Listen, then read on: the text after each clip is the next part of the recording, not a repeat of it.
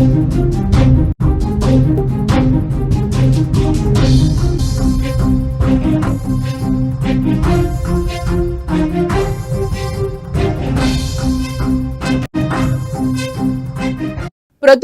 తల్లి హత్య వెనుక పబ్జీ ఉందా? యశ్వంత్ కు పబ్జీ ఆడే అలవాటున్నట్టుగా కూడా తెలుస్తోంది. పబ్జీ ఆటతోనే మెంటల్ బ్యాలెన్స్ తప్పినట్లుగా కూడా చెప్తూ ఉన్నారు.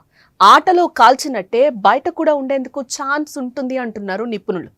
జాలి, దయ కనుమరుగయ్యే అవకాశం కూడా ఉంటుందట.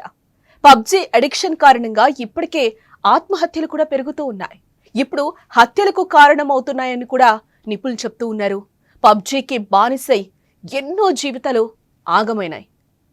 పబ్జీ ఎన్నో జీవితాలను ఆగం చేస్తున్న ఆట.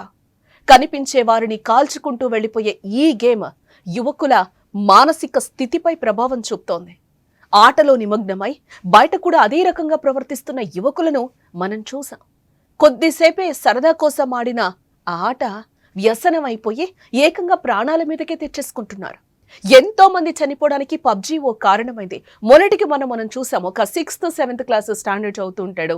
వాళ్ళు ఆల్రెడీ కూడా పేరెంట్స్ ఒక డాక్టర్ దగ్గరికి తీసుకుని వెళ్లారు. డాక్టర్ కూడా చెప్పాడు, నువ్వు ఎక్కువ ఫోన్ చూడొద్దు, గేమ్ ఆడొద్దు అని చెప్పి. ఇంటికి వచ్చిన తర్వాత ఆ పేరెంట్స్ కూడా అదే చెప్పారు. డాక్టర్ కూడా నేను ఫోన్ చూడొద్దు అన్నాడు, ఆడొద్దు అని చెప్పాడు. ఆ చిన్న మాట అన్నందుకు ఆ అబ్బాయి సూసైడ్ చేసుకొని చనిపోయిన పరిస్థితి.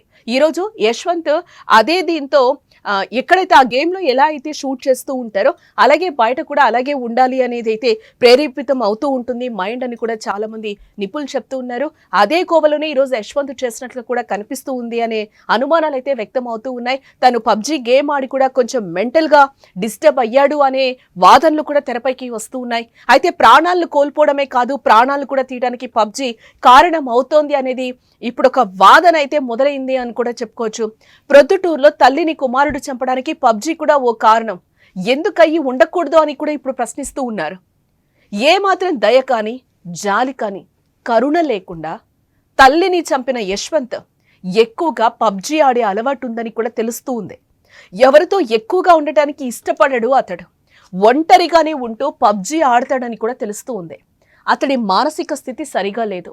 పబ్జీ ఎక్కువగా ఆడేవారి మానసిక స్థితి మారుతుంది అనటానికి గతంలో ఎన్నో ఘటనలు కూడా మనం చూసాం. ఇప్పుడు నేను చెప్పినట్టు అధికంగా ఆడేవారిలో కోపం, ఆందోళన వంటి అంశాలు కూడా కనిపిస్తూ ఉంటాయి అని కూడా నిపుణులు చెప్తూ ఉన్నారు. పబ్జీ వ్యసనం జీవితాలను కూడా ప్రభావితం చేయగలదు.